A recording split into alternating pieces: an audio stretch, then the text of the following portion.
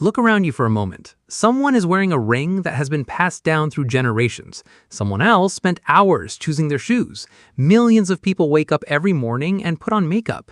Others spend thousands getting tattoos that will never come off. Across the world, people pierce their ears, dye their hair, wear necklaces, bracelets, watches, feathers, shells, beads, and clothes that say something about who they are before they ever speak. Now ask yourself a question. Why? Not why fashion changes, not why one culture likes gold while another prefers feathers. Why do humans decorate their bodies at all? It's actually a strange thing to do. Animals have colors, giant antlers, shimmering feathers, and horns that look like works of art. A peacock doesn't choose which feathers to wear. A tiger doesn't paint its stripes. A zebra doesn't decide its pattern. They are born with their decorations. We aren't. Humans are the only species that repeatedly changes its own appearance. We've done it for so long that it feels completely normal. But it isn't. Some of the oldest jewelry ever discovered is more than 100,000 years old. Before cities, long before farming, long before writing, people were already decorating themselves. Which raises another question. If our ancestors spent every day searching for food, avoiding predators, and protecting their families, why would they spend precious time making necklaces? Why waste energy carving beads? Why collect shells from miles away? Why paint your body when you're trying not to become someone's dinner? It doesn't seem to make sense. Yet, every known human culture has done it. Some tattooed their skin. Others carved scars into their bodies. Some stretched their ears. Some painted their faces before hunting. Others wore animal teeth around their necks. The materials changed. The styles changed. The meanings changed. The behavior never disappeared. Decorating the body became almost as universal as speaking a language. That shouldn't happen by accident. In evolution, behaviors that waste energy usually disappear. If something survives for tens of thousands of years, it must serve a purpose. The question is, what purpose? For a long time, people believed the answer was simple: beauty. Humans decorate themselves because they want to look attractive. It sounds obvious until you look closer. Beauty changes surprisingly fast. In ancient Egypt, both men and women lined their eyes with black pigment. In parts of Africa, scars symbolize adulthood. Among the Maori of New Zealand, facial tattoos told stories about family and identity. In China, tiny feet became a symbol of beauty. In Europe, pale skin represented wealth. Today, millions chase beauty standards that barely existed 50 years ago. The standards keep changing. The behavior doesn't. That means beauty probably isn't the real answer. It's only the newest version of something much older. To understand why, archaeologists dug deeper into our past. One discovery changed everything. Inside a cave in Morocco, researchers found seashells. At first, they didn't seem unusual, until someone noticed something. Every shell had a carefully drilled hole. Many showed signs of wear, as if they had been hanging from a string for years. These weren't food. They weren't tools. Someone had deliberately turned them into beads. The shells were between 140,000 and 150,000 years old. Think about what that means. These people had no cities, no metal, no written language, no farming, no wheels. Yet someone looked at a shell and thought, this should mean something. That single idea may have changed human history, because a necklace isn't just decoration, it's information. Without saying a single word, it tells everyone around you something about who you are. Maybe you're part of a family. Maybe you've completed a hunt. Maybe you've reached adulthood. Maybe you're a healer. Maybe you're a leader. Maybe you're someone to trust. Or maybe someone to fear.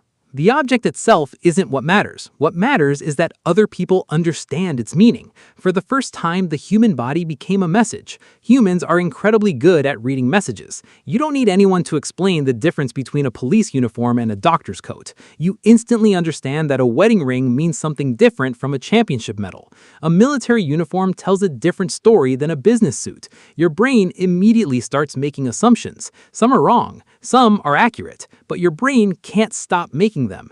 It has been doing this for tens of thousands of years. Long before written language existed, your ancestors were reading each other's bodies. Clothing, jewelry, paint, scars, hair, every detail carried information.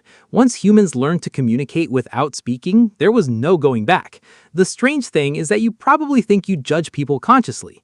You don't. Your brain begins forming opinions before you've heard someone's voice, before they've introduced themselves, before they've done anything at all. This doesn't happen because you're shallow. It happens because you're human. Your brain rapidly processes clothing, posture, expressions, hairstyles, jewelry, and even colors, searching for patterns it has learned over thousands of generations.